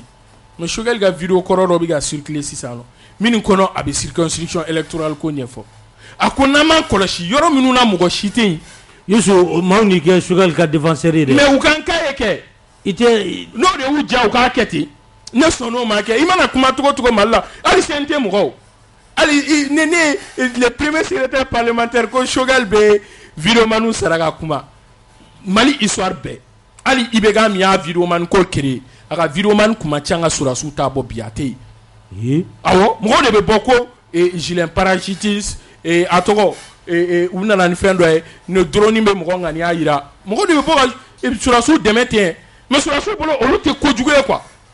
Albert yɛrɛ bolo olu tɛ kojugu ye mais ni mɔgɔ min ko Choguel le ka ɲi ou bien ko nin yɔrɔ in na ne hakilinata ni Choguel hakilinata bɛ bɛn parce que ni journaliste ma bɔ fɛn dɔ kɔnɔ an tɛ lafiya fo ka diɲɛ wuli o de ye k'a fɔ k'an kana siran mɔgɔw bɛna kuma min fɔ hali ne bɛ se ka kɛ émission na sisan dɔ bɛ ne wele k'a fɔ Yusuf cɛ i ye nin fɔ tantɔ nin dabila sɔrɔsiw bɛ tan bon u y'a minɛ n'o de u dun ma taa an san jɔnya la k'an ka na u sago fɔ wa u ye transition ko kuma min don loi électorale kɔnɔ a ko sigi n'a ye dɛ parti politique filɛ ka applaudi ko les militaires qui sont dans la transition u ye a précision bɛ tan ni dans cette transition en cours texte bɛ tan ni ko u bɛ démissionner ye kalo 4 y'a cɛ donc u bɛ se k'u présenter a sɛbɛnnen n'o ten ni donc surasi fɛn o fɛn b'a kɔnɔ exception t'a la ka sɔrɔ nin CNT kelen kan ka bɔ ka yafa deli jamanadenw fɛ Jumadon u kɛlen ka ministre de l'éducation interpellé ani ministre de domaine Juma tɛmɛnen communication na fɛn bantɔ u y'a kalan k'a fɔ k'olu ka mɔgɔ kelen bɛ yen ko min yera tentative de coup d'état la ko Assimi ye u ka décret de nomination bɔ yen CNT tɛ ka communiquer a kan Maliki Diaw kan ka bɔ de ko a ka yafa deli maliyɛnw fɛ k'a fɔ ko Mali janfanbaga dɔ yera ne yɛrɛ ni ne bɛ k'a fɔ ko yɔrɔ min ka ɲi Assadi ko Mali ma Assadi bɛ assemblée in kɔnɔna la depuis 92 il est dedans Adama Assadi kelen depuis 92 Diaw ka danga fɔlɔ ale de wa ale de wulila fana k'a fɔ ko Diaw ɲɔgɔn yɛrɛ tɛ yen depuis 92 Assadi bɛ a kɔnɔ loi ɲuman kisɛ kelen a m'a ta Tapo min bɛ ka kuma aw ko i yɛrɛ ko dɔw y'a applaudi i y'o question posé Tapo min bɛ ka kuma Tapo ye mun de kɛ Mali la yan nɔ ko maliyɛnw ma bɔ k'a kɛlɛ. Ok an ka kuma di Tapo ye senni kɛ an bɛ segin a ye jɔ n ka nin yɔrɔ ni dafa dɔrɔn kɔrɔ bɛ hakɛ to Tapo ye senni kɛ yan nɔ maliyɛnw bɔra k'an bɛn élection kelen min kelen bɔra yen filanan i ye ɲininkali kɛ ko mɔgɔ minnu y'a bi ka loi in kɛlɛ filanan ye min ye Tapo nana k'a bɛ réforme kɛ yan nɔ u ko ko a maɲi Tapo de ko k'ale de y'a sɛbɛn ka d'u ma ale de y'a fɔ. Ok Kane déjà président y'a promulgué kɔrɔ i bɛ hakɛ to yen non président ye loi promulgué ko tɔ ye jumɛn ye sisan an tɛ ɲinɛ nin kɔ ka taa ɲɛfɛ walima de tɔ wɛrɛ b'a la mun wɛrɛ bɛ se ka kɛ sisan non man Mas fɛn dɔ bɛ yen nɔ peut-être an tɛ ka apporter jate minɛ mais Mas diɲɛ bɛɛ de ɲɛ bɛ Mali la nin wagati in na Mas ni an ka télévision soba ta Mali ORTM 1 u ka journal n bɛ se k'a f'i ye n ko Afrique bɛɛ b'a layɛ sisan tiɲɛ don mas ne yɛrɛ bɛ réseaux sociaux ta ni Mali bɛ yɔrɔ yɔrɔ ne bɛ africain dama mun ka fierté k'a fɔ ko min bɛ sen na actuellement jamana in kɔnɔ olu b'u yɛrɛ y'a kɔnɔ ils sont maliens ko dɔ bɛ yen an k'o tiɲɛ fɔ ɲɔgɔn ye an b'o fɔ waati caman kɛlɛ min bɛ sen na la lutte contre l'impérialiste tubabu jɔnya k'a fɔ k'an t'o la je crois que mɔgɔ tɛ plateau in sanfɛ mun t'o kɛlɛ la an ka armée k'a fɔ an b'a dɛmɛ an bɛ fɛ an ka armée de k'a jɔ a jɔyɔrɔ la k'an ka lakanako sabati an mɔgɔ kana se an ni mɔgɔ wɛrɛ bɛ se ka baara kɛ mais c'est-à-dire en première ligne i n'a fɔ an ye Barkhane cogoya min na mas an bɛɛ b'an yɛrɛ ni kɛlɛ in kɔnɔ moi je crois que toute l'Afrique bɛɛ ɲɛ bɛ Mali la bi c'est-à-dire que Afrique de la diaspora yɛrɛ n'i ye c'est-à-dire mɔgɔ fɛn fɛn b'i yɛrɛ ko i ye farafin ye wallahi mas fierté min b'u la Mali ko la bi bi in na k'a ye k'an bɛ ka nin sama-samaliw kɛ ɲɔgɔn cɛ mas nin ye maloyala ko de est-ce que nafa b'a la mais nafa jumɛn bɛ nin na parce que normalement la loi doit être impersonnelle c'est-à-dire que n'a ye loi personnalisée ka loi taillée sur mesure kuma bɛ nin yɔrɔ la o n'i ye loi taillée sur mesure ka loi ye dɔrɔn ka mɔgɔ dɔ ja a kɔfɛ mas an tɛ jamana ko la tuguni Mali de bɛ to yen je crois que dɔw y'a fɔ c'est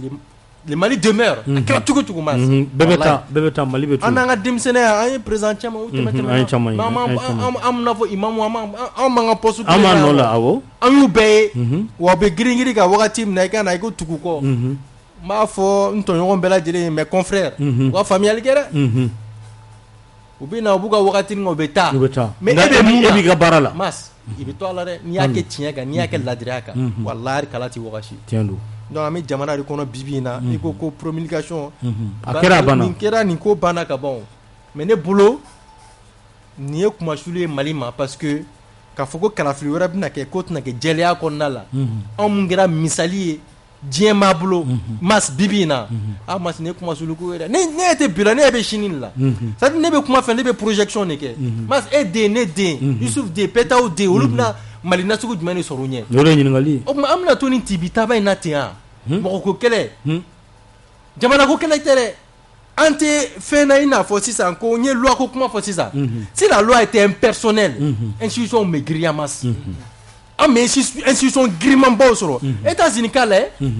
États-Unis Donald Trump m'a fɔ ko ale tɛ sɔn Joe Biden ka victoire ma wa a m'a fɔ a ka vice président Mike Pence a y'a fɔ Mike Pence ko Mike Pence bɛ se ka Biden ka victoire bloqué ko n'a y'a diya en tant que vice président Pence ye mun fɔ a ye k'ale tɛ se ale ka fasodenya ta ale yamaruya ka kɛ ala ko bɛɛ bɛ kan kelen na u bɛɛ ye républicain ye mas nin ye jamana ye armée yɛrɛ wulila k'a jira Trump la n'a ma bɔ olu yɛrɛ b'a ta ka bɔ fanga la o de ye jamana ye institution de kan ka kɛ jamana kɔnɔ c'est-à-dire institution de kan ka bonya mais bi bi in na mɔgɔw de b'an ka ko an bɛ mɔgɔ ko de la parce que an ka ko tɛ Ejiko ye tuguni an ka ko ye Choguel Diaw Assimi ninnu y'an ka institution ye alors qu'on a compris que par le passé n'i ye faamuyali kɛ IBK était là tout près ala ka hinɛ a la ATT bɛ min Musa Traoré bɛ min Jɔnkuna bɛ min Cheikh Modibo Jara a m'a tile kɛ yan Sanogo bɛ min u bɛɛ b'u tile kɛ Mali in kɔnɔ mais u bɛ min u taara mais jamana de tora yen nɔ mais jamana tora yen nɔ ni jamana bɛ to yen jamana kan ka to yen avec des institutions fortes mas moi je crois que kalafili ko la walahi n'an kun ye Ejiko in ta ba la ka k'an sɔbɛ yɛrɛ ye k'a kɛ fiɲɛ fɛn bɛ se ka k'an ka kalafili ko la nin ka kɛ sababu ye nin ka ko banni ye parce que wulikajɔ min kɛra M5 fɛ ni mɔgɔw ni de tora a la ala ka hinɛ u bɛɛ lajɛlen na mas ni kɛlɛ tɛ se ka kɛ ten ko mɔgɔ ko kɛlɛ mɔgɔ damadɔni bɛnbɛlɛyani parce que poste ye mun ye mas face à un pays jamana kunturu e mas ka jamana ne mas ne kan Petaw anw denw anw mɔdenw ka jamana c'est à dire anw mɔgɔw de buruja bi bi in na an yɛrɛ ka intérêt fitinin kama ni bɛ jɔn bolo Soumaïla Cissé bɛ min mais tout près 2018 mɔgɔ yɛrɛ ɲɛna k'ale bɛna kɛ Mali président a bɛ min bi bi in na Soumaïla Bouye bɛ min adamadenw tɛ sabali c'est-à-dire an ka Mali ko bila sanfɛ mas an bɛ ka kuma min fɔ an ta tɛ mɔgɔ ko ye fo ka dugukolo minɛ o tɛna kɛ n'o kɛra don min na mas walahi i tɛ ne ye plateau sanfɛ donc Assimi ninnu k'a dɔn Choguel k'a dɔn Diaw ninnu sɔnni u ka na an kun bɛ yan o kuma de dɛ u nana sɔrɔ an na donc anw ta tɛ k'a fɔ ka an ka kuma ka tɛmɛ Jimi sira fɛ a ma tɛmɛ. An ye nin ci kelen fɔ ATT vraiment c'est pas notre problème honnêtement an bɛ dangu min na i ko bibi in na Mali sɛgɛnna sa wallahi jamana in sɛgɛnna donc an k'a lajɛ an bɛ se ka bɔ bɔda ɲuman fɛ cogoya min na an kana kɛ kumasuli ye farafinna ma parce que mɔgɔ caman y'an ta bibi n'olu y'an bila ma so a bɛ gɛlɛya dɛ. Ne mɔlala ko ye dɛ Afrique bɛɛ Afrique jamana den bibi in na ko mun tɛ Mali ko la wallahi tɛ ne t'a jamana dɔn. O ɲininkali kelen an m'o di Payitaw ma k'o di Yusuf ma ka maa damadɔ ta Payitaw loi kɔni a taara a kɛra sariya ye sa baara bɛ na kɛ n'a ye nin kɔfɛ mun bɛ se ka sɔrɔ ka fɔ sisan. Ayiwa ma sɔnni ka o jaabi ni ko kuma bɛ kuma kelen ye quoi ni mɔgɔ bɛ ka falen ko fɔ ne taara tapo de ɲininka o la o falenni na I ma foyi kɛ parce que I bɛ ka binna ka gouvernement min taabolo non mais parce que non c'est important an ka lajigiw kɛ parce que dɔgɔkun kelen ka kɔn plénière ɲɛ tapo y'a fɔ a bɔra kunnafoni sɛbɛn dɔ la c'était à la une ko loi in tɛ passer a y'a fɔ a bɔra télé yɛrɛ la a ko a tɛ passer a y'a bolo ɲɛsin yɔrɔ min na a kɛra ten maintenant I bɛ ka binna ka gouvernement kunta min to a bolo 6 personnes mɔgɔ 6 mini gouvernement tapo kun b'a la tapo de ye mɔgɔ minɛ don min na k'u juge o don k'u bila ka taa kaso la a kɛra yan donc maintenant n'o fanga binna aw ma taa mɔgɔ wɛrɛ ɲini ka Mali bɛɛ a taara o tapo de ɲininka donc tapo yɛrɛ kelen olu de y'a fɔ tapo yɛrɛ bɔra k'a fɔ k'ale taara min b'a kɔnɔ a taara o de fɔ ye donc maintenant a ko k'a ka non mais tout ça moi je pense que o ye fɛn wɛrɛ o bɛɛ kan ka yira Maliens na k'a fɔ ni loi min taara ni Assimi y'a promulgué i ko a promulgué min kan ka kɛ a promulgué fɛn wɛrɛ tɛ yen koyi Maliens bɔra ka kɛlɛ min kɛ n'u kun ye u ka berew n'u ka wɔlɔsɔw n'u ka bese ni fɛnw arrangé u ka a labɛn ka sama ka gɛrɛ u yɛrɛ la parce que i b'a dɔn n b'o fɔ munna ayi parce que an y'a ye Payitaw a fɔ cogo wɛrɛ la a fɔ cogo falen kɔrɔ Maliens wuli ka jɔ bɛɛ n'i ka minɛ tɛ wa a hakili b'o sanjan ta la o sanjan ta o b'a kɔnɔ bon Maliens wuli ka jɔ min kɛ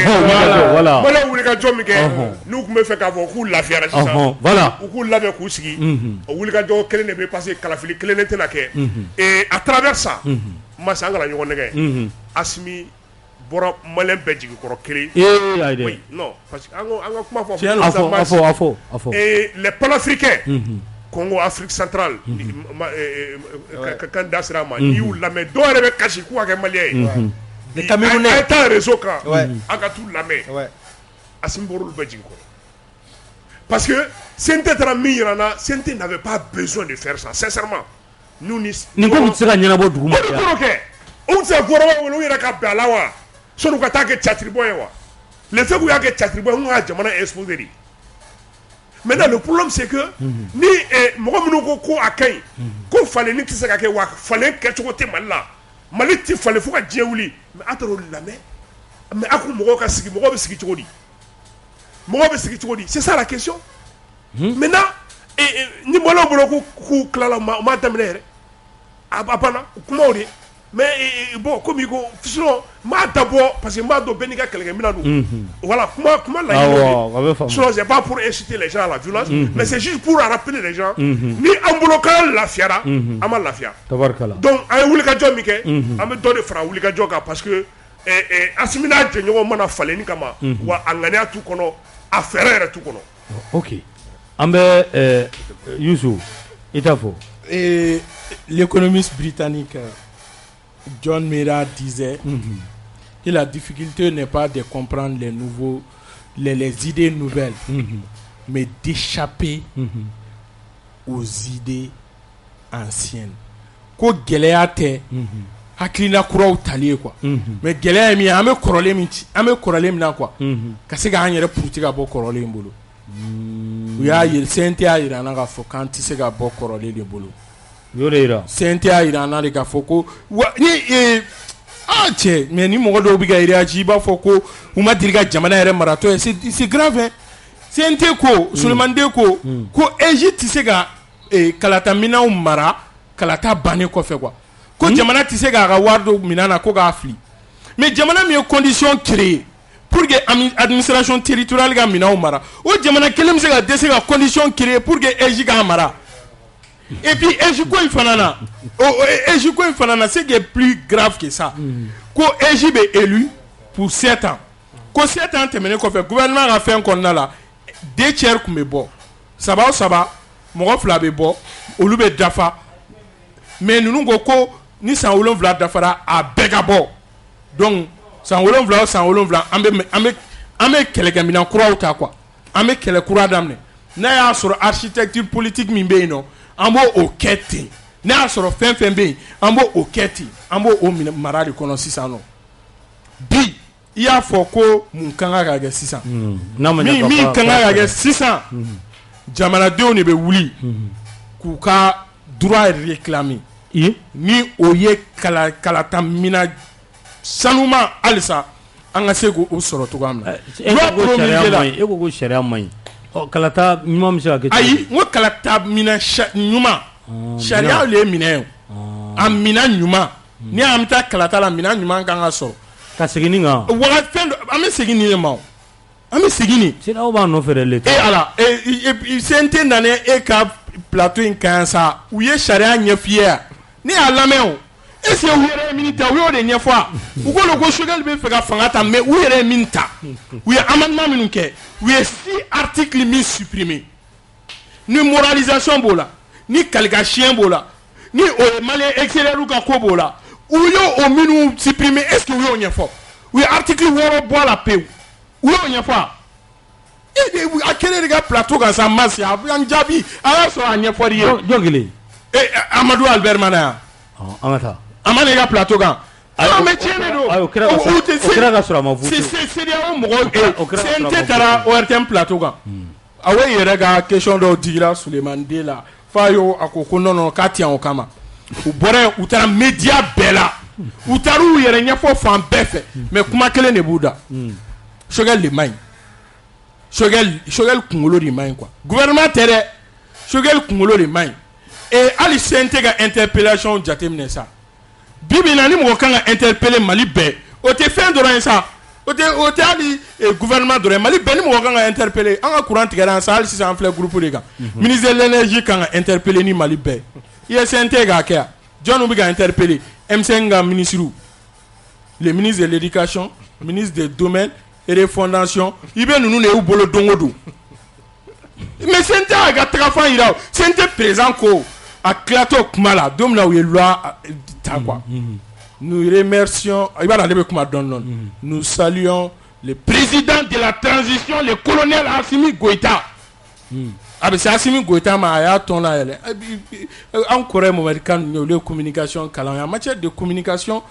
i bɛ kuma o kuma fɔ mɔgɔw b'a kɔrɔ de ye quoi ni Nusar kelen y'a fɔ premier ministre ye an bɛ Nusar ko la dɛ a bɛ CNT kɔnɔ a ko CNT kɔnɔ ko olu dalen do président la ko sinon ko Choguel tɛ ko ni ɲuman fɛn fɛn kɛra ale ni Kawujim de y'a fɔ a don ni ɲuman fɛn fɛn kɛra o bɛɛ ye Assimi ye ko mais ko ni juguman fɛn fɛn kɛra ko o bɛɛ ye Choguel ye u b'a fɔ ko premier ministre ko tɛ nkalon don sa parti kelen min bɔra tiɲɛ yɛrɛ la ko parti ka bɔ parti k'a fɔ ko Choguel sigira a ma diya n ye o kɛra Nusar ka parti de a don ne tun bɛ yen maison de la presse la u ye conférence de presse de kɛ k'a fɔ ko premier ministre min bɛ yen sisan ko il est chef de parti politique k'an ma deli k'o yɛrɛ ye a tɔgɔ transition la nkalon don Mali transition dɔ président yɛrɛ k'o ye chef de parti politique ye fɛn Jɔnkuda tun tɛ yan o premier ministre de premier ministre il était chef de parti politique Cheikh Modibo il était chef de parti politique o y'a sɔrɔ a ka parti bɛ yan asa bɛ yen parti bɛ yen il faut que an ka bɔ olu kɔnɔ EPDM sigira en mars 2011 des clubs des amis au parti il faut que an ka bɔ mars a fɔ CNT ɲɛna k'u ye baara min kɛ ko il n'est jamais trop tard pour bien faire hali n'a sɔrɔ Payitaw dalen t'a la k'a fɔ ko il peut bien faire. ok 20 20 18 65 20 20 18 65 minnu bɛ jamana kɔ kan nɛgɛjuru dɔ bilalen don olu fana ye voilà an ka taa 20 20 18